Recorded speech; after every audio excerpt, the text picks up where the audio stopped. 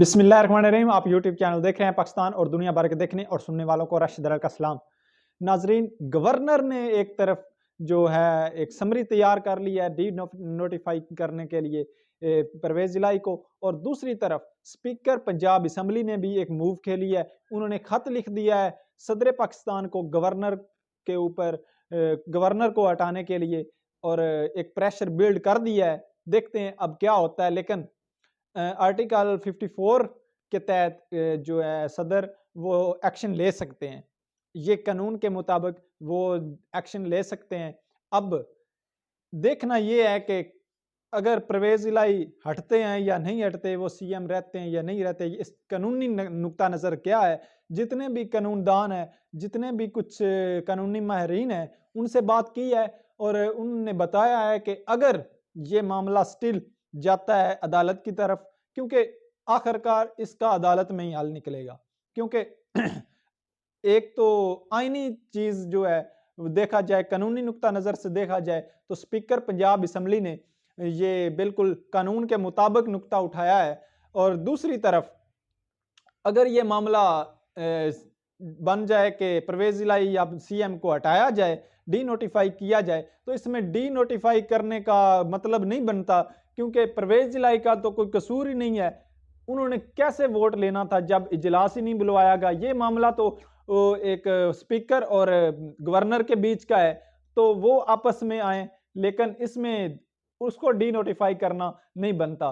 लिहाजा ये मामला स्टिल अब जाएगा अदालत में, और तब तक कानूनी माहिरीन कह रहे हैं तब तक जब तक इसका फैसला नहीं होता कि कौन ठीक है और कौन गलत है, या इसका फैसला क्या है, या क्या करना है, इसका हल क्या है, तब तक वजीर आला जो है वो सीएम जो है वो परवेज इलाही रहेंगे।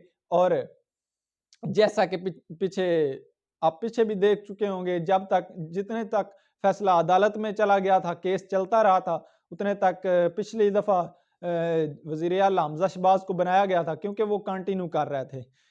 इसी तरह ही परवेज इलाही रहेंगे। और इसी बीच में जो है स्पीकर पंजाब असम्बली सब्तैन खान, आप इस बंदे को नहीं जानते, ये चॉइस है इमरान खान की, ये हर हद तक जाएगा।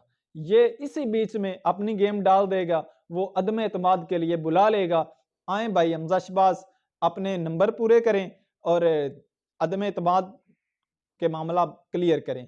उस पर अगर अदम एतमाद की बात की जाए तो 188 नंबर अभी काफ लीग और पीटीआई के पास हैं, और दूसरी तरफ 180 हैं। तो ये तो कभी भी अदम एतमाद कामयाब नहीं हो सकती। और पीडीएम ने भी यही चीज कही, बनाया हुआ था प्लान, कि क्योंकि अदम एतमाद आ जाए तो फिर जो परवेज इलाही हैं या सीएम है वो असम्बलियां तहलील नहीं कर सकता, और इसीलिए उन्होंने पहले अदम एतमाद जमा करवाई ताकि असम्बलियां तहलील ना हो पाए। और ऊपर से गवर्नर ने फौरन कहा कि आप एतमाद का वोट लें। लिहाजा एतमाद के वोट में कुछ लोग बीमार भी हो सकते हैं, 188 हैं, 2-4 बीमार हो सकते हैं, 2-4 किसी काम से मुल्क से बाहर हो सकते हैं, तो ये पूरे नहीं कर पाएंगे। लिहाजा ये इस यहाँ से हट जाएंगे, रास्ता साफ हो जाएगा, परवेज इलाही को हटा दिया जाएगा, तो फिर वे जो वो कैसे बन पाएंगे, ना ही वजीर आला होगा और ना ही वो असम्बलियां तहलील कर पाएंगे। तो ये प्लान था, एक तरफ अदम एतमाद जमा करवाने का ये मकसद था कि असम्बलियां तहलील ना हो पाए, और दूसरी तरफ एतमाद का वोट लेने के लिए परवेज इलाही को फारग करने के लिए ये सारा मामला किया गया था। लेकिन जो सारी गेम है वो उलट गई है, और पहले अदम एतमाद आई थी। एक तो नुक्ता नज़र ये भी स्पीकर का ठीक है, पहले अदम एतमाद आई थी तो उस पर सारी बात होगी, और बाकी सेशन चलते में इजलास पहले बुलाया हुआ है, इसमें नया इजलास नहीं बुलाया जा सकता, और पीछे फैसला भी है अदालत का। लिहाजा उन्होंने ये कानूनी नुक्ता उठाया है। ये अब मामला अदालत में जाएगा, अदालत में जाएगा तो पीछे से ये अदम एतमाद का चक्कर क्लियर होते ही असम्बलियां टूट जाएंगी, क्योंकि उस वक्त जब अदम एतमाद खत्म हो जाएगी तब असम्बलियां तोड़ सकते हैं परवेज इलाही, चाहे अदालत में फैसला हो चाहे जहां भी हो, क्योंकि वो परवेज इलाही वजीर आला होंगे तब। तो ये सारा सीन है वो हो गया है। और कल कुछ आपने देखा होगा, खबरें भी सुनी होंगी कि कुछ कंटेनर आ गए थे इधर लाहौर में, और पहले तो पता ही नहीं था किसने मंगवाए हैं। बाद में पुलिस ने सारा कुछ, क्योंकि ये ऐसे ही लग रहा था जैसे पहले वाला जो रजीम चेंज ऑपरेशन है जिस तरह वो हुआ उस तरह का सीन है। लेकिन बाद में पुलिस ने फिर इसे ऑन किया कि हमने सूरत हाल से निपटने के लिए मंगवाए थे, लेकिन सूरत हाल अब काबू में है, ठीक है।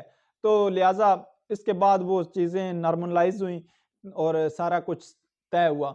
जी, आगे आ जाएं दूसरी तरफ कि इमरान खान ने एक बयान जारी किया है और उन्होंने कहा है कि वकला से बात करते हुए उन्होंने कहा है कि मेरा आईनी हक है असम्बलियाँ तलील करना, पीटीआई का और काफ लीग का आईनी हक है। मैं कोई गैरआईनी बात नहीं कह रहा और ना ही कोई गैरआईनी कदम उठा रहा हूँ, लिहाजा इदारे इससे बाहर रहें, इदारे इसमें हिस्सा ना लें मेहरबानी फरमाकर। तो उनका भी खुला पैगाम है। और दूसरी तरफ उन्होंने कहा है कि इस बार कौम जो लोग हैं, अवाम जो है वो मेरे कंट्रोल में से भी बाहर हो जाएगी। इस बार कोई एडवेंचर ना किया जाए। इस बार कोई एडवेंचर किया गया तो अवाम मेरे कहने से भी नहीं रुकेगी। लिहाजा बचकर रहें और सारा चीज़ें चलते रहने दें, जैसा हो रहा है होने दें और आईनी तौर पर आइन के मुताबिक, पाकिस्तान के आइन के मुताबिक ये चीज़ों को चलने दें।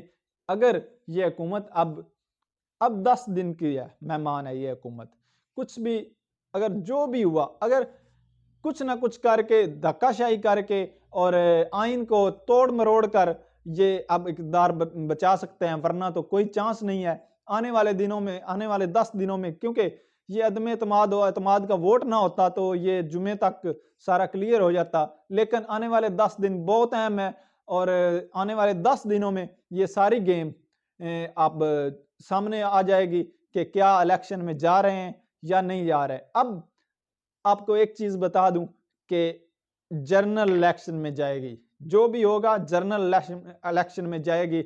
ये अब कार्ड सारे खत्म हो चुके हैं, अभी भी खान के पास 3-4 कार्ड बाकी हैं, लेकिन पीडीएम के पास अब कोई चांस नहीं है सिवाय अदालत में जाने की और वहां से अपनी कुछ कोशिश करके, सारी मशीनरी यूज करके और सारी ताकत यूज करके प्रेशर बिल्ड करके अदालत पे और अपनी मर्जी का फैसला कोई लें तो ये कोई अलहदा बात है। लेकिन आइन के मुताबिक अगर देखा जाए तो ये सारी मामला अब नहीं चल सकता, ज्यादा से ज्यादा 10 दिन और इसके बाद ये पीडीएम की हुकूमत खत्म हो जाएगी। और आपको एक और चीज बता दूं कि कुछ जराए के मुताबिक कल कोशिश भी की गई राणा सनाउल्लाह और इसहाक डार की जानब से कि इमरान खान साहब से मुलाकात हुई, लेकिन इमरान खान साहब ने वो मुलाकात नहीं की और उन्होंने कहा कि मैं छुप छुप कर किसी से नहीं मिलता, लिहाजा अब कोई बातचीत नहीं होगी। पहले बहुत टाइम दिया है आपको, लेकिन अब बातचीत नहीं होगी। अभी तक के लिए इतना ही। अपना ख्याल रखें, अपने इस चैनल का भी। अल्लाह हाफिज।